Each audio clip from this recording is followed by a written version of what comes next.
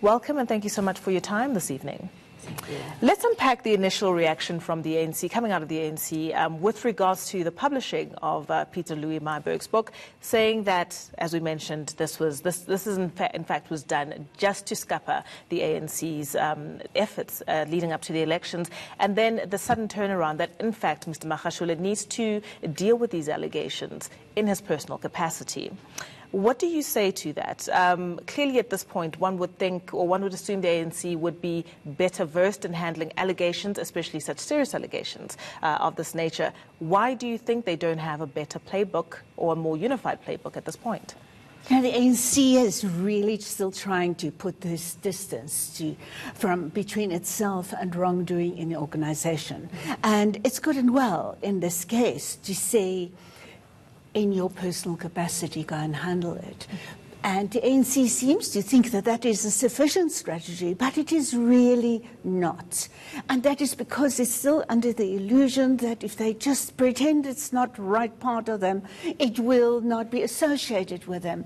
But the bad news for the ANC in this instance is that when a Secretary-General has got these allegations hanging against him, and serious ones, and not just once-off, not just one incident, a range of them spanning good 12, 14 years of his being in Free State government and subsequently also in the ANC centrally, that is not going to go away, and whatever is associated with part of the image of the Secretary-General is going to be part of the ANC. And we see the ANC is, of course, now also trying to say it is the Integrity Commission, it's their work, and they will have a final opinion on it. But it is so iffy as to what direction and what powers, the powers of the Integrity Commission are still contested, and whether anything would be done in time for the election. So the ANC is just somewhat, if not altogether, hapless in this regard. It hasn't got the necessary strategy. Ms. Mateja, from the outside looking in, what do you think would be an adequate way to tackle these allegations and others that have been contained in the book, but precisely because under the auspices of Cyril Ramaphosa's leadership, we are supposed to, or the country should be experiencing a new dawn, or is experiencing a new dawn? Surely these elections are enough of a watershed moment in the South Africa's history that some kind of decisive action and final action needs to take place. Is the country or are the electorate being subjected to the sort of pains of factionalism within the ruling party? I think that, going back to the initial reaction of the ANC to this, clearly there was some sort of a hijacking of the communication system of the ANC. I mean, the initial statement of supporting Mr. Magashule, even without an indication of a reflection within the ANC, that was a concern. And then there was a turnabout. But it is becoming a consistent attitude within the ANC. You hear the ANC speaking on Monday, you just have to wait for another version of the ANC on Tuesday. And what we had in relation to this, it is the ANC then making that turnabout and saying Mr. Magashule has to face this in his own personal capacity. I don't think that the internal structures of the ANC are coherent. The Integrity Commission of the ANC is an outright failure. I mean, there is no diplomatic way to put it. It is incapable of processing even the list of controversial people who have made it on the party, people who will be going to parliament. So what we are having here is the factionalism, as you correctly state, playing out in the public. And there are those that are actually pulling their own directions, the likes of Tito Mboweni coming out and saying that, look, I'm not going to dismiss this book like anybody else seems to be doing. I'm going to read the book, actually saying that there just might be credibility to this book. And the ANC is going into this election actually having to explain itself. The whole idea of the New Dawn, which is President Ramaphosa's project of the New Dawn of integrity, anti-corruption, it's neither here nor there. You hear it some days of the week, and it's like something you hear over the weekend. And well, let's speak to that. Let's speak to the strength of Cyril Ramaphosa's leadership within the ANC right now, and what it takes to be a strong leader within what they call the broad umbrella of the ANC, especially at this juncture. We're about 5 weeks away from the national elections. It is a watershed moment. We've got the highest rate of political parties now contesting the elections. This matters, irrespective of the fact that they may feel secure in gaining some kind of majority, but by how much are they expected to get to achieve that? So what does this say, and how does this bode for Cyril Ramaphosa's leadership within the ANC, and what is the electorate to make of this? I mean, from where I stand, I think President Ramaphosa is focusing a lot within the state.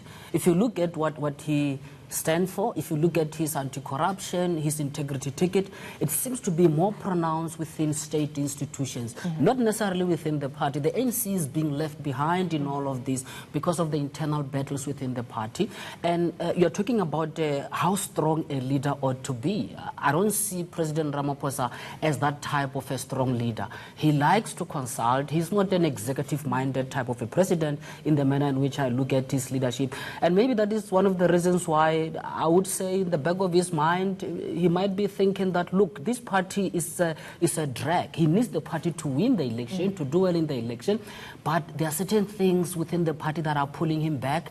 There is a great deal of progress, I think, within state institutions that is able to demonstrate. So unfortunately, the ANC is going into these elections on the defense, while their president seems to be quite preferred. I mean, he's more popular than the party. This is very strange. We have not seen the ANC going into the election in this manner before. I don't know, Prof. Maybe you have observed in the past. We have seen. I haven't seen it in this manner. Well, let's elaborate and build on that, Professor Boysons. Precisely that. The recent poll showing that the president is much more preferred over his own party, essentially. So you see this tug of war where he's obviously needed to win the elections, but seemingly some kind of resistance and resentment towards his popularity over and above the ANC brand.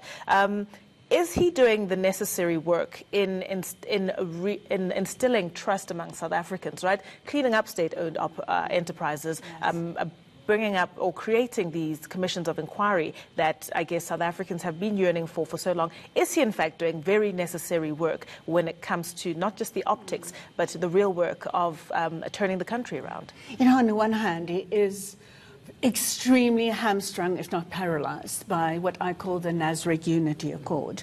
The fact that it was such a very narrow, marginal win, and that in his acceptance of that victory, he states specifically he is all factions leader. He is a unifying leader. And those chickens are coming home to roost fast and furiously. And it's also because he is so restrained, paralyzed within the ANC, that he has to rely significantly on state institutions. We see some progress. Whether it's fast enough, only time will tell. We've seen, for example, advances now in terms of the NPA in a special unit, directorate that will be focusing on the Zondo Commission, that is making progress. Several parts of state, even in the last week, we see progress being made. But and the unit, in the directorate in the NPA, will be helping to speed up the prosecutions that may be following from that. From the Zondo Commission's deliberations. However, that is not merely going to be in time for this election. And so the ANC is really relying, I call it racing to that finishing line of the 8th of May before their support runs out, because Cyril Ramaphosa is rated much more highly, 8 to 10% better than the ANC. And we know that people are considering serious, there's a decline in confidence with which people regard Ramaphosa's ability to, turn around the economy. And that is crucial for a party going to the election to get positive evaluation. Let's talk about these new young upstarts that have gained support very, very quickly over a short span of time. You do have the ACM, whether it's gaining attention for other reasons other than the political promises. You have the ATM itself getting a foothold in the Eastern Cape. Are these real serious contenders, and do these small political parties, these new parties, have a possible chance of impacting the ANC and, in fact, the national agenda the way the EFF did when they first came onto the scene? I think that South Africa is always a fertile ground for new political parties. They don't have to do much. Remember when COPE won they got about 7%. Just for existing. They did not even say much. I mean, the EFF themselves, they came from the ANC and crafted a political project, and they were rewarded with about 6%. There is nothing surprising about ATM. They are going to be somewhere there at your 3 and 4%. So the bar when it comes to entry into South Africa's political system, it is very low. Look at what these parties are actually saying.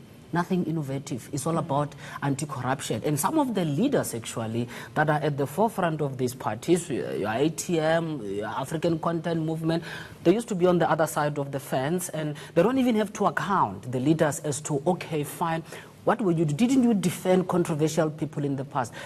You just get out and come back on the other side from the back door, and you have got a new political party. The bar is low, they will be able to be rewarded. Those are what you call your 3 and your 4 percenters. The difficulty for them, it's always retaining that support election on election. Yeah. Usually they come through very well in their maiden entry, in their first participation in the elections. They do very well, but they find it very difficult to sustain the momentum.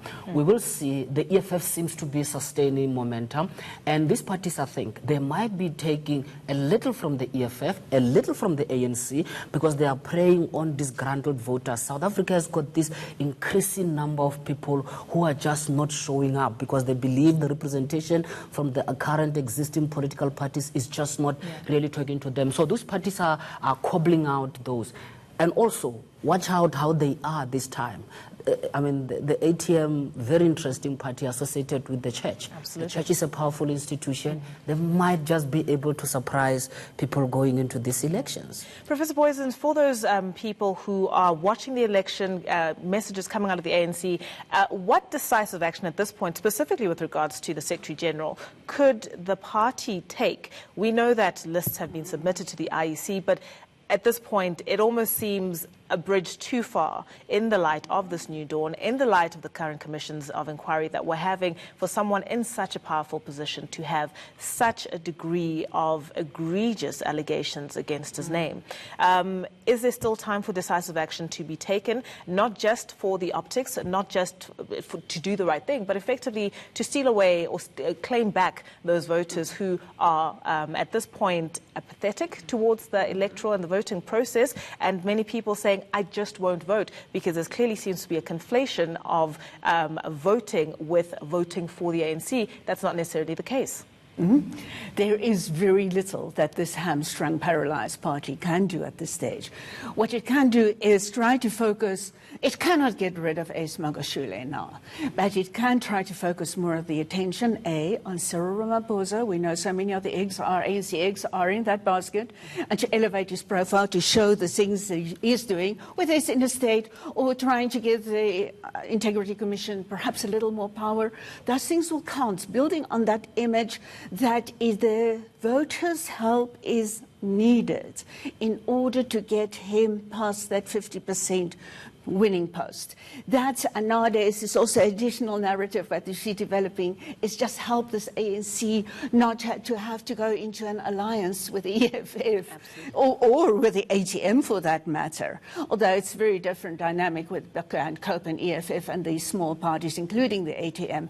But it's these processes of refocusing attention of the electorate and trying to give the electorate more trust that this is ANC, as Ramaphosa's input, that could help the economy improve.